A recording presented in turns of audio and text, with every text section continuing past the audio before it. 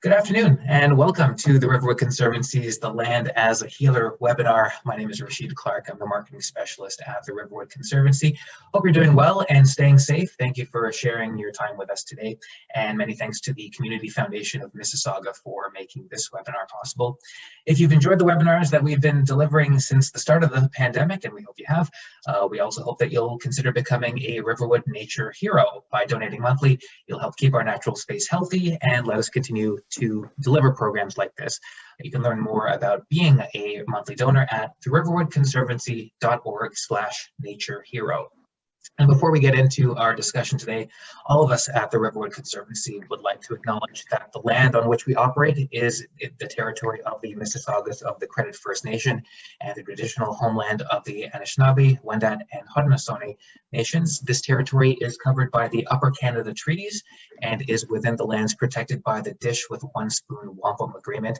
And today this place is still home to many First Nations, Métis, and Inuit peoples, and we're grateful to have the opportunity to live and work on this land. For our presenters today, we have tobacco ties that I would have offered to them in person, but we'll still do our best to show our respect as we ask our presenters to offer their knowledge to us today. So to Vivian Recollet, I'm offering you this tobacco for speaking about the land and its importance as a healer, and for sharing teachings about the flower moon. And for Tabitha Shurgold, I'm offering you this tobacco for speaking about the land and its importance as a healer, and for sharing songs with us today. So miigwech, and thank you both, Vivian and Tabitha, for being with us today virtually. And we're looking forward to seeing you in person again when it's safe to do so. And then for everyone watching, if you have questions at any point throughout the presentation for our presenters, please type them into the Q&A panel in Zoom or into the comments thread if you're watching us on Facebook. So that's enough out of me for now. I will just ask our presenters to introduce themselves, and we'll start with Vivian. My name is Vivian Recollet, otherwise I am known as Oshkawebis. I just really wanted to make the connection with our indigeneity as Anishinaabe people when we are offered that sema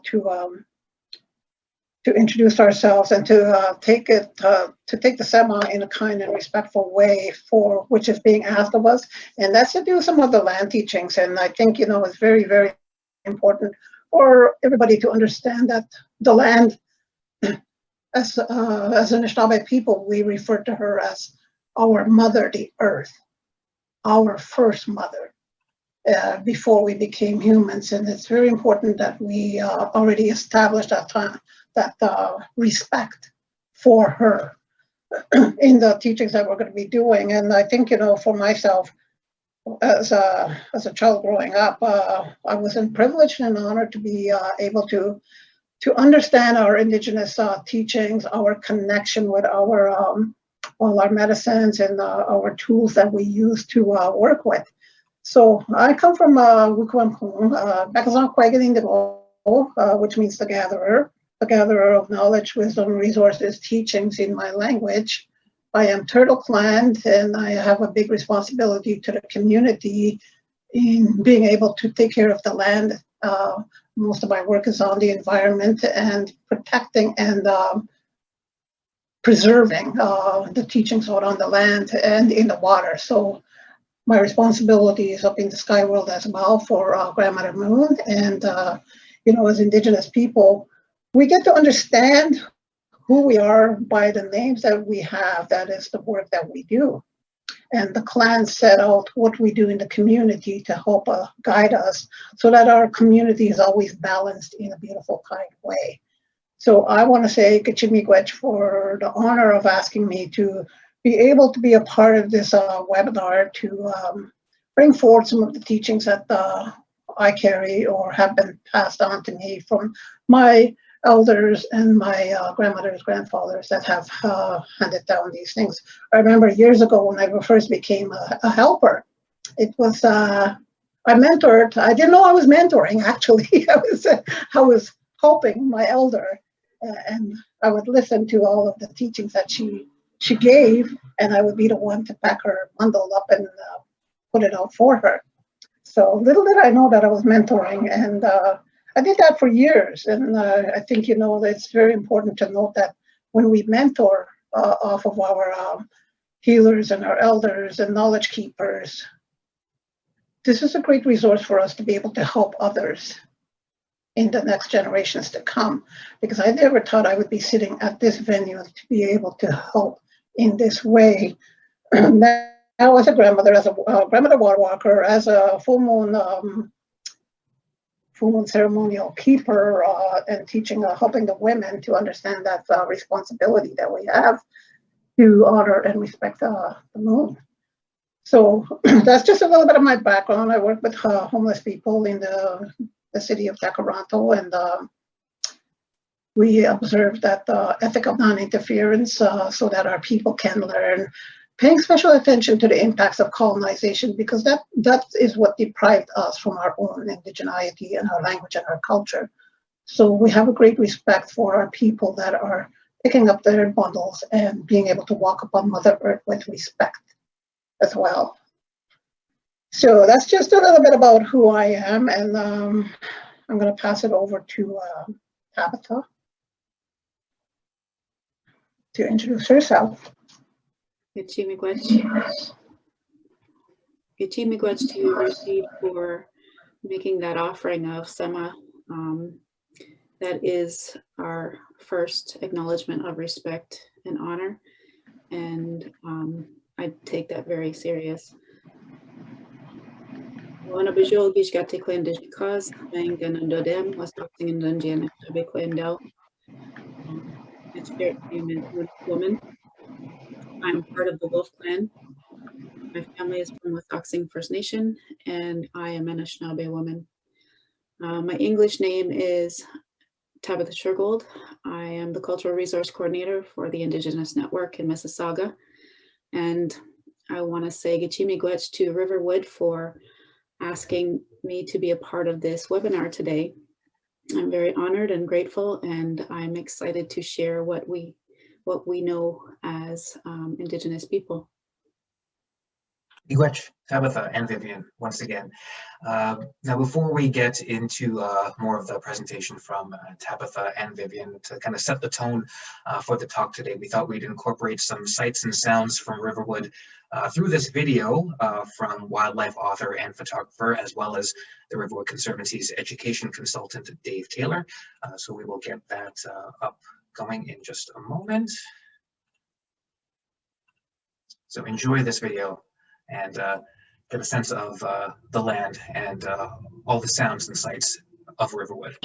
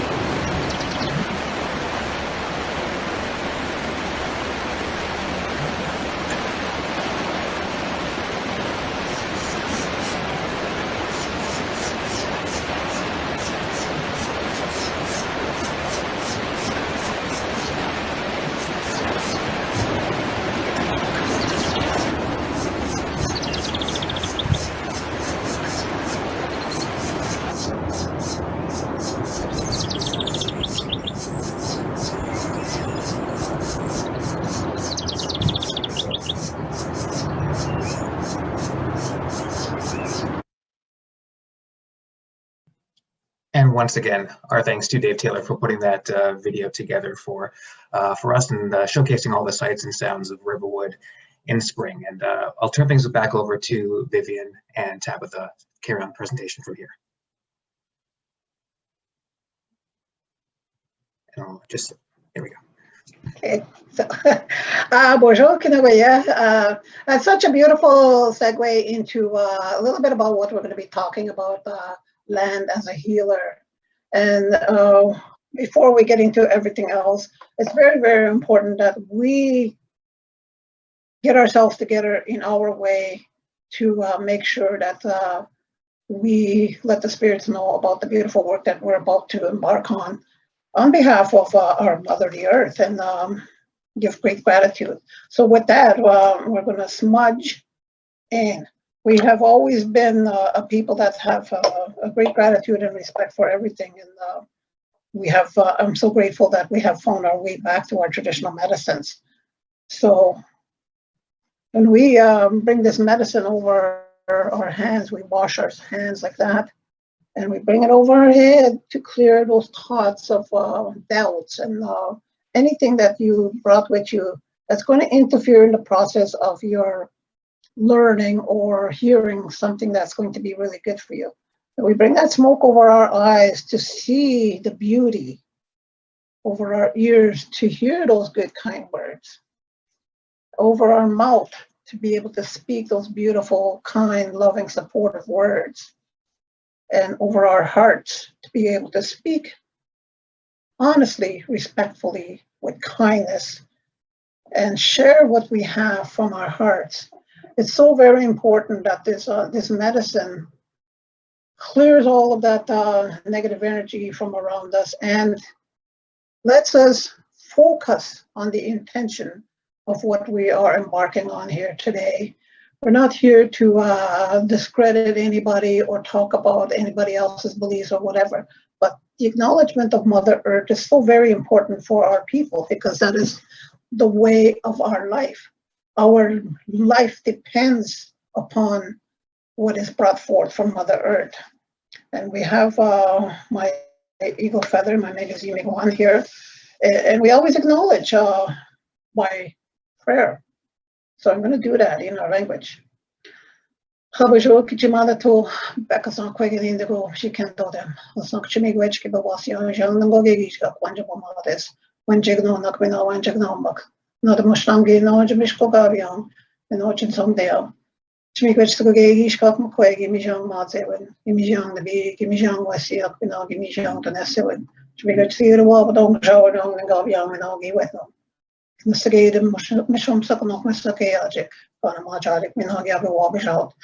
Miigwech tege abnochiok shkilik jet kook nenok benogit that's jet. Miigwech ge one pigi kwech me go on monge we can no gedino and it can the bomb. Miigwech.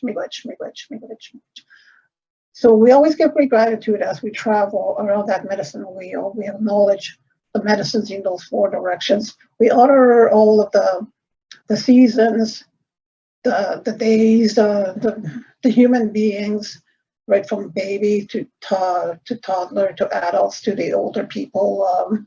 Some people, just get older, and some of us carry our knowledge and teachings for the community and the young people. So we give great gratitude to all of those directions, and because all of these things are from Mother Earth. This beginning of our journey as people of the earth. If we can go into the PowerPoint, did you have anything to say first, Tabitha? I did sort of a little PowerPoint, so to kind of keep us on track and guide us, because there's so much that you can talk about land as a healer. I would actually like to start us off before we share the presentation, sing the song Cuando Day. Okay. So Cuando Day is a welcome song from the Mi'kmaq and Passamaquoddy nations. And this song was originating as a result of those 2 nations wanting to greet Grandfather Sun in the mornings. And in greeting Grandfather Sun in the mornings, you're greeting that first light. that first light, which keeps us warm and guides us during our daily journeys. Before I sing this song, I want to start with the 4 honor beats to honor those 4 directions and the sacred teachings that they've given us as a people. And then when we sing the song, we sing it in 4 rounds for the same reasons.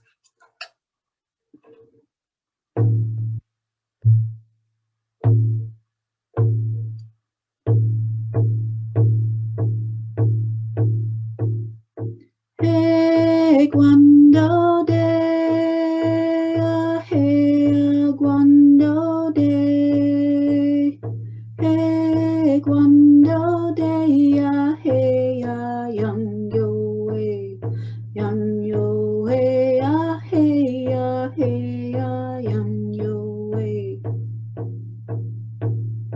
Hey, Guando Day, hey, Guando Day, hey, Guando Day, hey, young yo way, young yo way, hey, young yo way.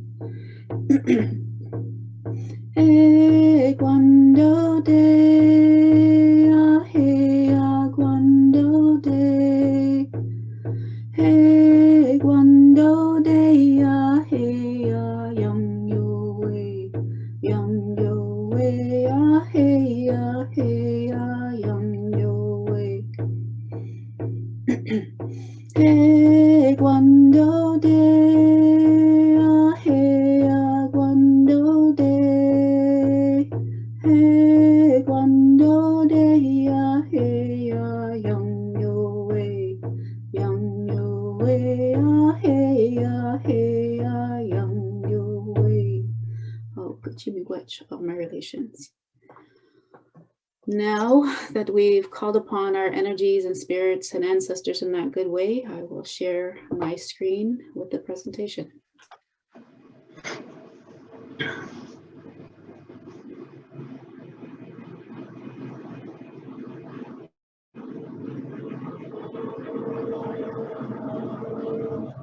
Can you see it? Land as a healer? Yep. Yeah. Okay. So it's always very, very important to note that the months of the year also correspond with very, very powerful teachings that we have as Anishinaabe people. And in May, it is the flower moon. In our language, it's called Wawaskonegizes, and it's the 5th moon of creation, where all the plants display their spirit sides for all the world to see. This life-giving energy is one of the most powerful healing medicines on Mother Earth. During this moon, we are encouraged to explore our spiritual essences. So, you know, a lot of times when I do the full moon ceremony, I talk to the women about connecting with the moon of their birth month. Say, I'm in July. Mine is the raspberry moon, when great changes begin. So I would learn the teaching for that so I can connect with that moon cycle for myself and get to know that teaching, which is all powerful. In the beginning, it's important to note that our connection to the land is so important. Even my name, Ani Bojo, Wena Bojo, which is the original man who traveled the earth and had the task of naming everything. My Noswin, I already translated for you, which means the gatherer. And that's to gather the knowledge and the wisdom and the teachings and to gather the people. A lot of times in my work, I do a lot of teaching circles and people to help guide them into healing and understanding of our ways of life. And my clan I'm the Turtle Clan. I have the responsibility for the community, which is defined by this turtle, which represents the shifting of the earth and the cycles of the moon. The people of the Turtle Clan are considered a wealth of information and keepers of the land. And the responsibility of the Turtle Clan is everything that has to do with the environment, both on land and in the water.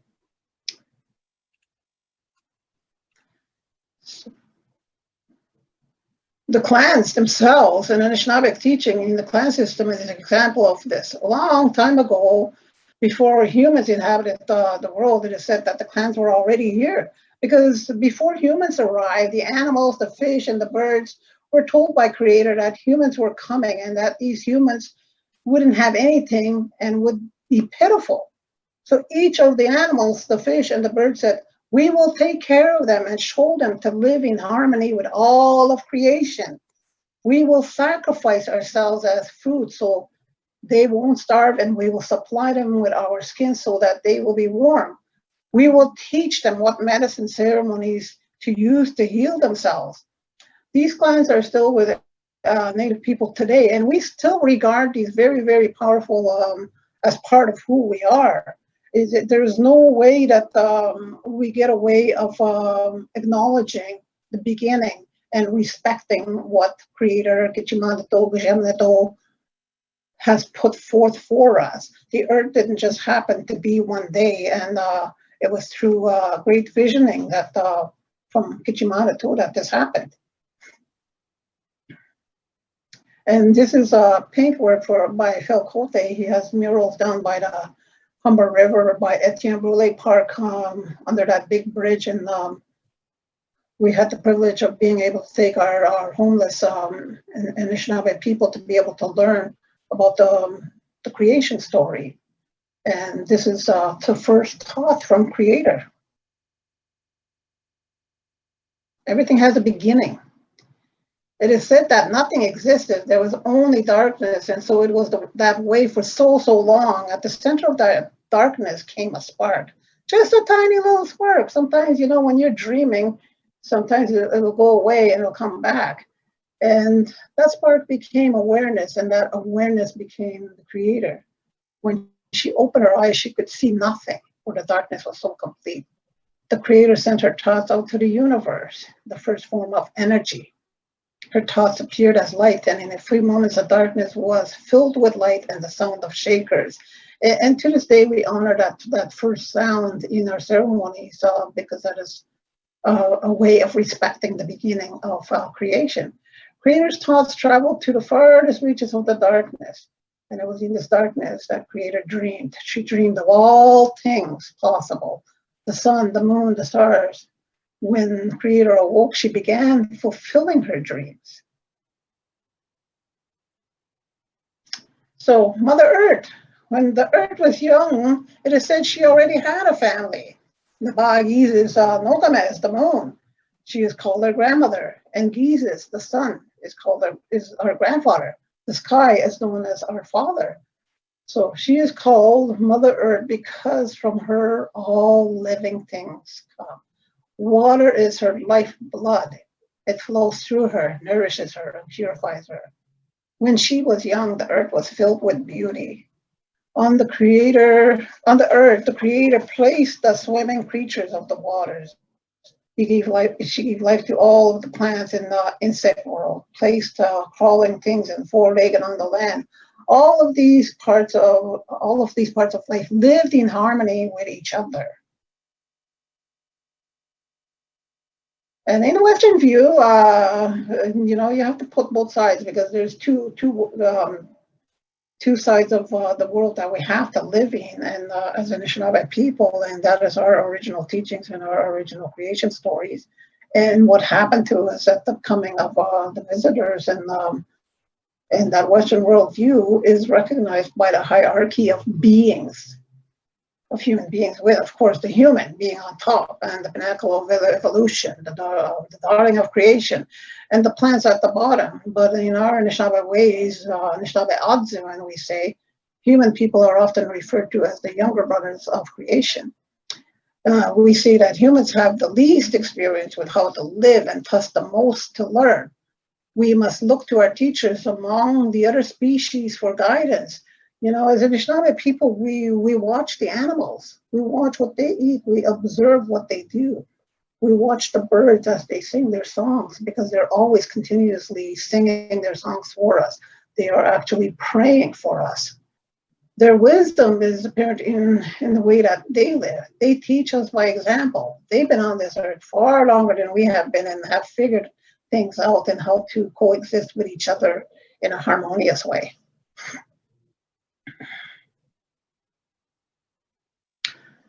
honoring Mother Earth or the land. The land has always been fundamental for the health and cultural identity of Indigenous and Anishinaabe people.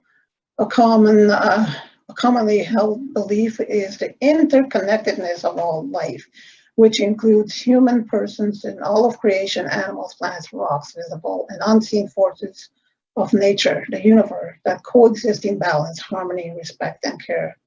The cosmology is sometimes articulated through expressions such as Nikanagana, all my relations. We always have that greatest respect as Anishinaabe people to include everybody in all of creation, in everything that we do. Even the plants have a very beautiful attachment to our ceremonies, like the odem and the strawberries at every ceremony, at every feast that we conduct, because that berry has a powerful teaching for us. And so we honor and respect it by having it at our ceremonies.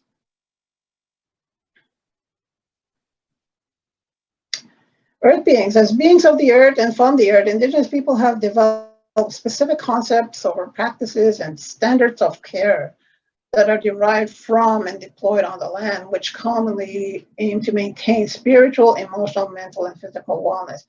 A lot of times we look at the Western part of the way they do things, and they just address one component of who you are as a person, as opposed to a holistic model of care where they look at your emotional, mental, physical, and spiritual well-being to try to find out where the imbalance is happening. Wellness is understood as maintaining and balancing these four elements in a way that nurtures an individual's sense of hope and belonging, and which gives us meaning and purpose in life. Life and language. Creation and ancestry are how wellness is maintained and renewed, including a caring environment and family. Thus, the land is viewed as a living, breathing, conscious being that heals and teaches. And so many times, we have people that have broken down in terms of when we're out on the land and doing teachings or even going to ceremony. And the medicines are right there. I remember a young man that was so beside himself because he had never been exposed to the teachings, and he was just so overwhelmed with emotion. And there happened to be just a bunch of cedar trees where we were walking away from the rest of the bigger group, and as he let himself express himself in words of how overwhelmed he was and how he felt never being accepted as part of the human race, from his parents to community and things that we go through as a people. And the cedar trees were right there, and I told him, I want you to grab in your hand and let that tree heal you. Talk to that tree and let your tears come and do that. And he said he felt so much better after that. And we talked about the power of the medicine cedar. The cedar medicine for us is very powerful because at this time when our visitor, the COVID, is here, we are instructed that we use that cedar medicine as a tea to hang in our homes, to have a bath in, and remove all of those negative things, and more importantly, to respect and honor it. And when you pick medicines from Mother Earth, you need to put your sema down, the sema, the tobacco that was given to us. So every time you do that, you are paying the highest respect coming from honesty from you for what you are seeking. And there's so much beautiful ways that we view who we are as Anishinaabe people. With the land being viewed as that living, breathing, conscious being, is therefore the source of positive cultural identity and well-being for us. And I think that every human being, if they get to the point of understanding the land much more in-depth in the connection that we have, or even building that connection, we can come to a more respectful understanding of Mother Earth and being able to help her heal in this time of such immense atrocities that have been committed against her. This is This is our livelihood. This is where, we got our food. We didn't have stores back then. We couldn't go to Loblaws or No Frills. We hunted and we harvested and we foraged and we got our medicines and food from her, the land, Mother Earth. Land provides nourishment to life, to other plants, animals, and humans in one harmonious cycle. It doesn't just choose who it's going to offer stuff to, and in our way of thinking as human beings, we often think about, okay, look at the vaccine. The vaccine, for example, I'll use, is for those ones that are in hot spots. We are all in hot spots on Mother Earth. And I think everybody should be privileged enough to be able to seek that kind of support. And the waiting game to be vaccinated is so overwhelming for the human people. And coming from a health profession and seeing all of the stuff that is happening out there, I have to offer my prayers. I go sing some songs down by the water and ask Mother Earth's waters to help heal us, and to ask this visitor to remove and go back where it came from, so that no more harm comes to the people, so that we're not overwhelmed with the possibility of traveling to the spirit world, because a lot of people are afraid of death, and as Anishinaabe people, we don't view that as finality, but it's a change of world. And we have those beautiful, powerful teachings because we came from the spirit world.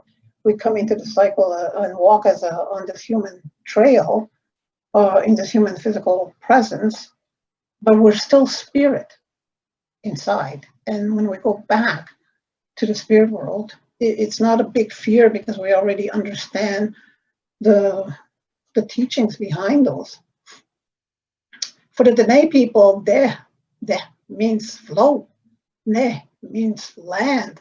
Flowing from the land, the Dene have a relationship with the land. Their very being flows from the land, and the land from its people. The concept of flowing from the land roots the Dene people in their landscape and creates the culture. And as such, the teachings about land serve as an essence of their being. And there is no separation from the land, and when there is, dysfunction arises. And I think that's where we're at sometimes in our in our everyday life of our belief system, that we don't even acknowledge Mother Earth. We don't even give thanks to her for what she's still giving us in abundance, without asking us for anything in return, but to pay respect to her.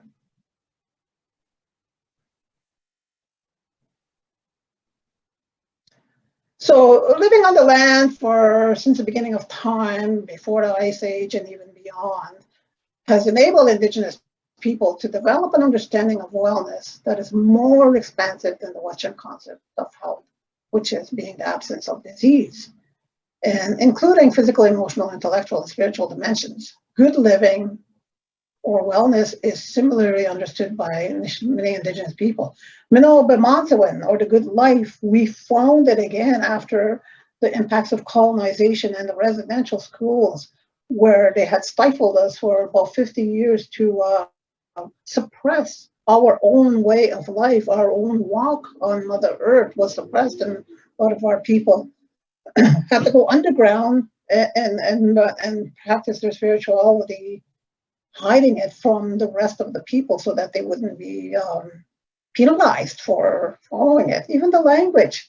I remember being a little girl and couldn't understand when the nuns came onto our reserve, couldn't understand the English language, and how harmful and hurting they were to us by hitting us with those yardsticks of rulers on our heads.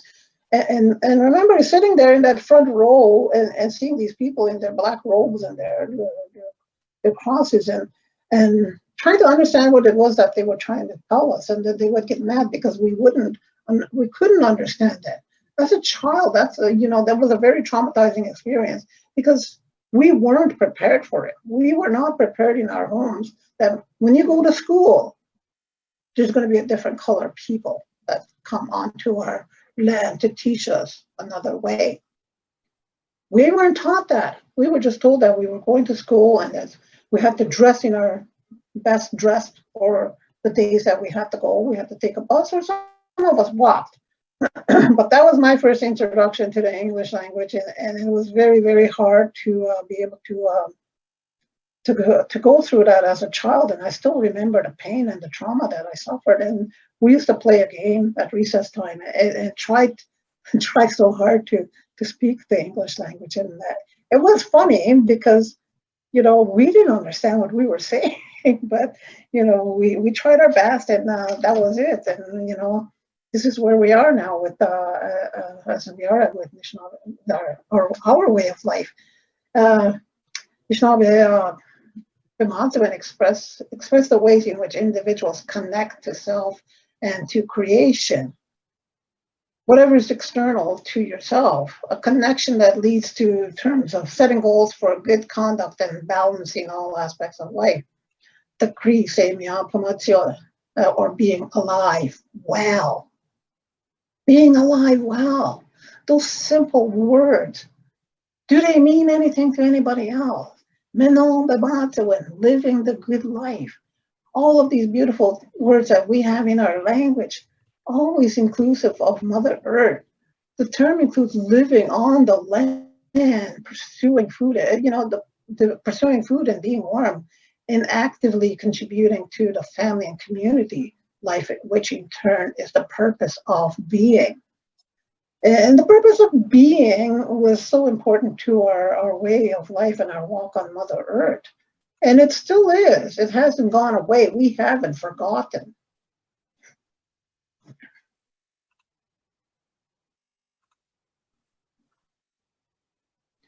So there's, as a provider in the community and working in the community health sector, I have noticed in the last maybe 5-10 years a resurgence of requests coming for land-based programming from the general public. I know we've done a lot of work with the Court Rights Center. Remember, Tabitha?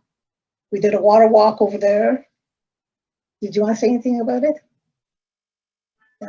Okay. One of the most amazing things that I found when we did that water walk along the river was the first day was on a Saturday. So when we went to this section where we did the offering and the smudging and offering our sema into the water and drumming those songs, it was so murky, you couldn't even see to the bottom of it.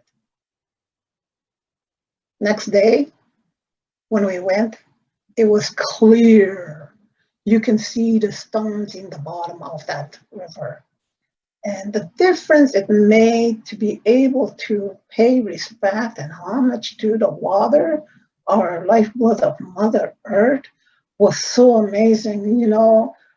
I think for myself as a Anishinaabe, going to ceremonies and seeing things that nobody else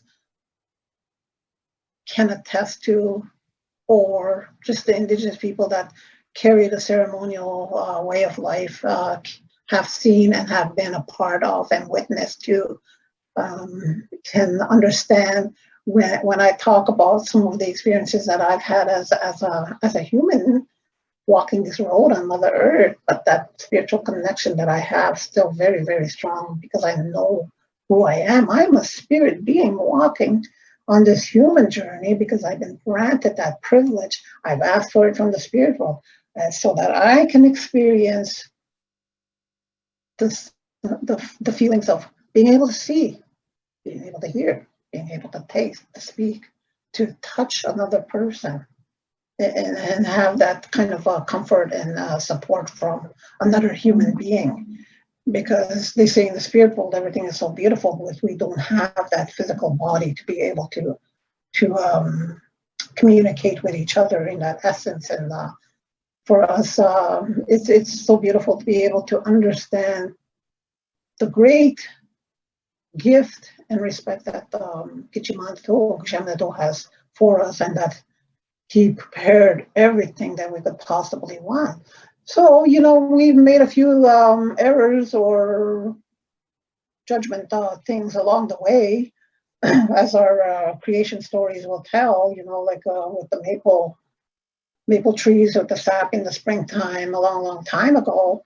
Our trees used to actually have the syrup coming out of the trees, but of course, our humanness took advantage of the fact that we could just reach out there and eat and take whatever we wanted, and the creator saw that we were disrespecting things, so we changed the flow of that sap water to be thin and not be the syrup that it used to be. So we understand these kinds of things from our storytelling, because, you know, we learn in 4 different ways as a people. We watch and we observe. We watch and observe those animals. We watch and observe those birds. We watch and observe those fish in the waters. We also watch the waters and the ice breaks and stuff like that, so we know when we're able to do things safely. And that second way is through storytelling, by us speaking up about all of these things. And that the other way is through ceremony and actually being in ceremony. And the 4th way is through dreaming and visioning.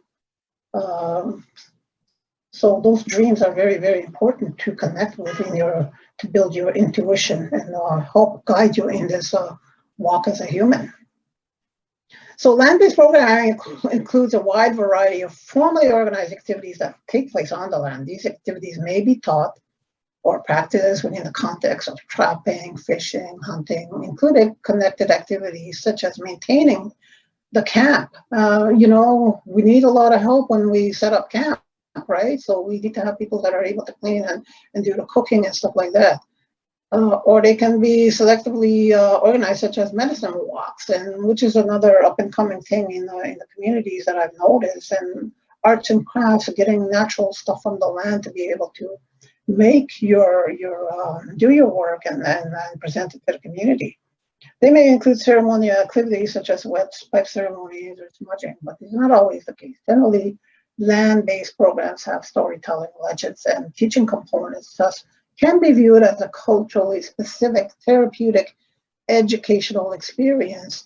I know when I worked at a shelter, we went up to Shawanaga, and we took the men up there to learn, to get out of the city, because a lot of our Indigenous people have been ostracized by their own community, so they're here in the big cities and haven't had the time to reconnect to the land and Mother Earth and the waterways and all of these things. So part of their learning was that they had to go and harvest something to eat that day. So my friend took them out on the pontoon boat, and they went fishing. It was kind of funny because they didn't know how to use a fishing rod and things like that. They had no idea. But anyways, my friend said, well, I'll throw a net so we can have something to eat. And that's how we ate. And then we brought them back to the camp, and we smudged and prayed and offered thanks for this food. And they were shown how to fillet the fish and how to batter it up nicely so that it tastes good for our meal. And, you know, even at that instance, we taught them how to work together by helping with the building of a sweat lodge. That was the only time I seen them not arguing or being very violent to each other because of you know, with men in coming out of the city from a shelter system. They sometimes get on each other's nerves. But that teamwork was really, really beautiful. And that afternoon, we all went in that sweat lodge because they were able to complete it. So some of the things that we learn are very, very therapeutic and very healing for us as well. So this is some of my guys. We were harvesting traditional medicines at the Evergreen Brickworks, and you see the size of those tobacco leaves. We were so fortunate that Isaac Crosby invited us to come and pick the tobacco for our group, because, you know, as Indigenous people in a non-Native organization, we don't have access to traditional medicines as well as Indigenous organizations that can get it from their own peoples or their own harvesters and stuff like that. So we were that day having fun, and these guys were just so happy doing that. It's just, when you do the land stuff and gather the medicines and show other people how to survive and what medicines to pick that will sustain you if you ever get lost, it's like a very beautiful healing journey to be able to feel confident in going out into the bush. And if you ever get lost, you know how to take care of yourselves, and you know what to watch out for out there. What bark will burn without burning, what will keep the fire and not burn out.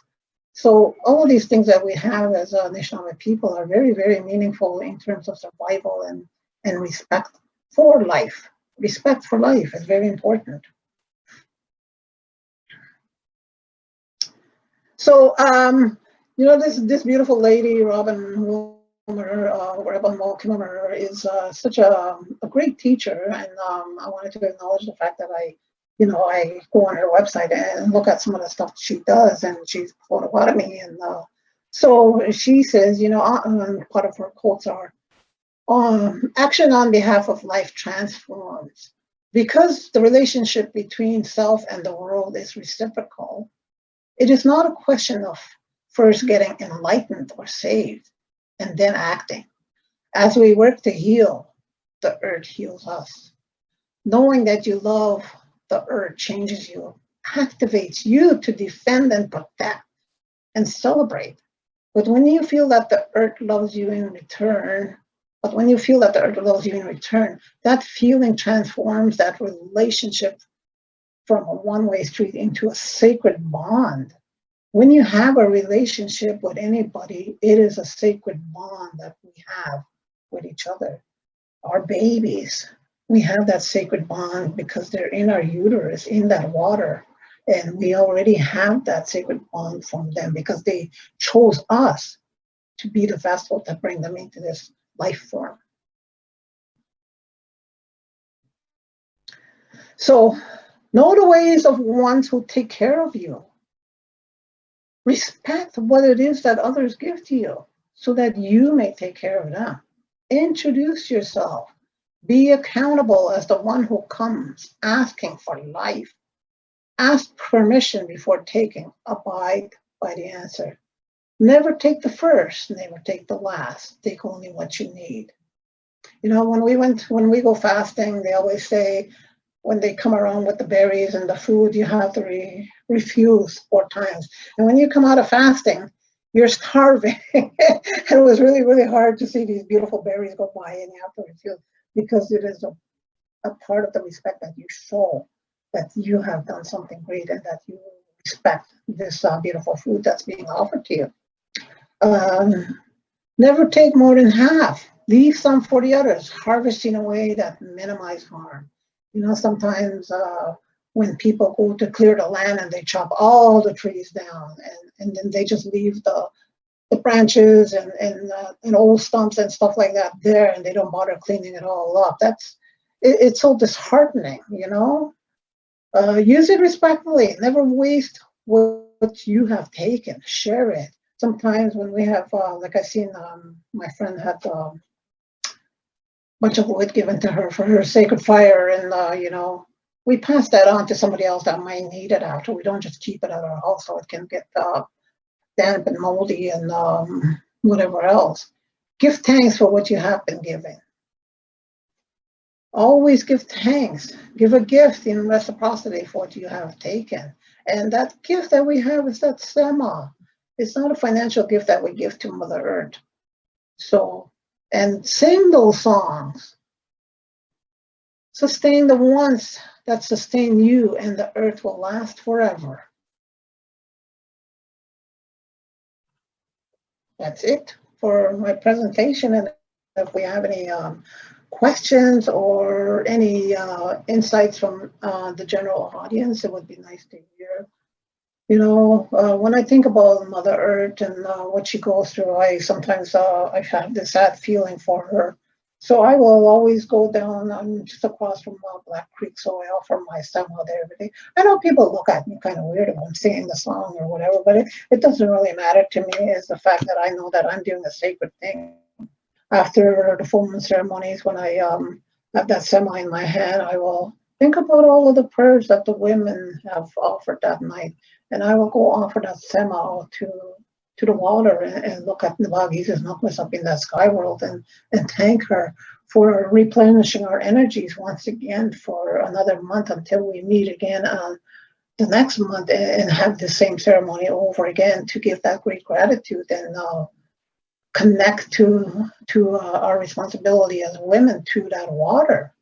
And, you know, our young people have really picked up a lot of our teachings.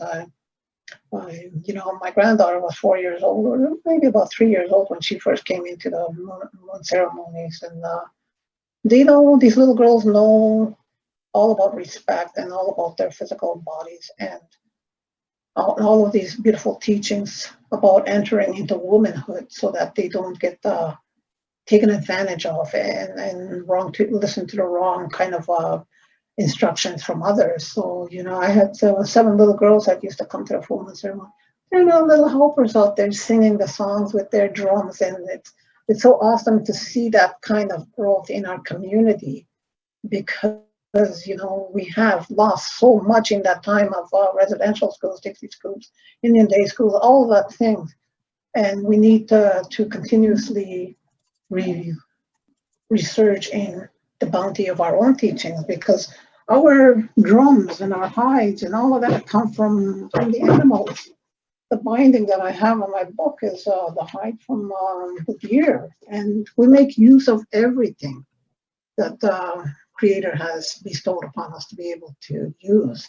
And with Tabitha singing her beautiful song, her drum made of the hide of an animal, and that rim is made off the tree, and the trees are our life. They give us that oxygen to be able to breathe. They say those trees are our lungs. And how many people would ever look at Mother Earth's stuff in that manner? Those waters are very important because the future of our young ones are at stake here. I remember when our people prophesied that one day you're going to be buying water out of those plastic bottles, and we are there. And there's many other things that have been prophesied. We were told about this visitor, COVID, coming and to prepare. So we have been preparing ourselves with our own medicines. And also, you know, on March 18th, when we had the Equinox Day, we made a spirit plate for COVID to honor it and respect it for its incredible power that it brought to the people. Not the devastation it has caused. It's here for a reason. It's an awakening of teachings for us to look at and look at all of the people that are now isolated from the whole community in general and having to reevaluate their lives and to think what is most important to them. And for myself, you know, I still go out on the land and we participate in those kinds of things because I offer my sema, I offer my smudge, I offer myself to sing those songs, and for my family and for my community.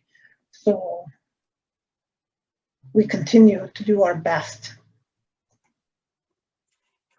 Turn now to some questions that we're receiving from our webinar viewers as well as people on Facebook. So a reminder, if you're watching us on Zoom, just type in your questions into the Q&A tab.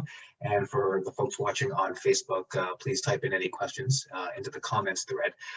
First of all, a question, if I could just go back to it, about fasting that you had mentioned, Vivian, during your presentation. Does the fasting at all coincide with the moon cycle? No, it's a time of year when the lodge keepers for fasting gather, usually 4 times a year, and I've gone in the springtime and in the fall. I personally like the fall time because it is said that is when I blossom, and that connection is so strong for me at that time. So, yeah. And with the fasting, I know that people really don't understand fasting in the context that we do it. Is that you are out there on the land with just your gear to sleeping and no food and no water, because you give of yourself for all of creation. We don't just pick and choose who we're going to do that for. There's 4 colors on that medicine wheel: the yellow race, the red race, the black race, and the white race. We do this for all of creation: animals, birds, Mother Earth, everybody. Another question related to Robin Kimmerer's book, this one, Braiding Sweetgrass. And the question is sweetgrass harvested and used in Southern Ontario Indigenous ceremonies? It is one of our sacred medicines. In that eastern doorway, we have our sema, which was given first. It is the first plant that was given to us from Creator. And it is also the activator of all the other plants. So we have the sema in that southern doorway. We have the gijik, the cedar. In that western doorway, we have our mashkadewashk, our sage. And in that northern doorway, we have the sweetgrass, the hair of Mother Earth. And the teaching around that is on mind, body, and spirit. When you braid those 3 braids together, it makes it really, really strong. So your mind, body, and spirit are going to be really strong. Most men, they will wear their hair in a braid in the back, and to acknowledge that respect for that sacred medicine. They also say it's men's medicine to remind them of the kindness in their heart. A question related to COVID and all of the isolation that all of us have been experiencing for the last year plus now. So what advice do you have for those who may not have spent much time in nature but want to? And what's the best way to respectfully introduce oneself to the land? Through the sema. I think, in this time of COVID, it's very important to get out on Mother Earth, because it's you need to get out of your apartment. You can't let fear be your guide, because when you carry fear, you attract negative energy. So you need to be able to have an outlet of being able to physically, emotionally, mentally, spiritually take care of yourself. And, like I've even being careful, wearing your mask and hand sanitizer in whatever format that you go, with your backpack, and carry your water, offer some tobacco, some sema out there, and just let Mother Earth know who you are and thank her. You don't have to ask for anything. You could just say, Chimigwech, for taking care of us at this time, and I want to offer my prayers and respect to you, so that we continue to have this beautiful relationship with you, and that you continuously take care of us. And a question for both, I guess, Vivian and Tabitha, for people who are interested in connecting more in terms of Indigenous content and other teachings, and Tabitha, maybe the Indigenous Network has additional resources. Where would you direct people for people who are looking to learn a little bit more about Indigenous culture outside of the webinar that we're presenting today? So the Indigenous Network constantly has programmings for Indigenous and non-Indigenous community members. We want to make sure that we're all inclusive as an Indigenous Friendship Center to create that awareness and conversation as a continued component. So if you want to look into some of our programs, Facebook right now is your best bet. So look up the Indigenous Network on Facebook, and you'll see all our different programs and the instructions on those individual posters on how to register, and the program details will be there as well. We welcome any and all, as mentioned, and I look forward to meeting you soon, hopefully. And we've received lots of just thank you comments from a number of viewers, both here in Zoom as well as on Facebook. So just a lot of gratitude for the presentation today, Tabitha and Vivian Recollet once again. And we are just a little bit past the hour mark. Wanted to leave with a nice comment that we received as well from Jana. Miigwech for today's webinar. I spent sunrise at Riverwood today, first in my car, then walking the land, after taking my son to the hospital for surgery. The sky, land, water, rocks, birds, and of course the trees and the wind all supported me just by being. I was aware of the peace being offered. A few hours later, my boy is home and safe, and I'm so grateful for that and for your teachings today. Thank you so much. A wonderful little story to end or to wrap up our webinar today. And Jenna, thank you so much for that comment. Of course, our best to you and your son. Hope he's recovering quickly and has a speedy recovery. Really glad to see that that Riverwood had a positive effect on you. And again, our best to you and your son in the recovery. And I think that is unfortunately about all the time that we had for today. Again, thank you so much to everyone for joining us for your time this afternoon. And our thanks, of course, to the Community Foundation of Mississauga for making today's webinar possible. Vivian, Tabitha, again, Miigwech, thank you for being with us today and sharing so much wonderful information for us. We hope to see you again soon at Riverwood at some point when it's safe again to do so. In the meantime, thank you again for joining us today. Stay safe. Any final comments from either Tabitha or Vivian before we wrap up for today? Well, I want to say to Miigwech, for all the time that I have spent at Riverwood, it is one of the most peacefulest, tranquilest places that I have been to because of the work that we did with the youth out there. And, you know, I looked forward to going out there to do those sessions and connecting with the land. And I still remember every time I came out there, there was those two hawks that came to greet me at that sculpture by the roadway that leads into there. And I thought, wow, what a beautiful welcoming that was for me to know that was the hawk is the brother to the eagle, and you know, that respect given to me from the bird clans, and yeah. And for myself, I would just like to say a big miigwech to yourself, Rashid and Riverwood.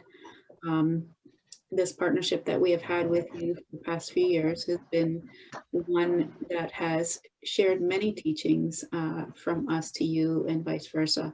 And so I'm very grateful for that, and being able to be on the land of Riverwood. Conservancy has definitely allowed me that opportunity as well to connect in that spiritual way. So, miigwech. Again, miigwech to you both, and just personally, it's always a lot of fun and very much an honor to be able to just sit in on this presentation, as well as be a part of the host for the webinar and Facebook Live duties. So I'm very grateful for the opportunity. Thank you both again. And thank you to everyone watching for us today. We'll have a recording of the webinar up shortly on our YouTube page as well for anyone who may have joined us late and want to catch up on everything that we went through today. So once again, thank you so much for joining us. Vivian, Tabitha, again, miigwech for your time and your knowledge today. And to everyone, please stay safe. We hope to see you again soon. Take care. Okay.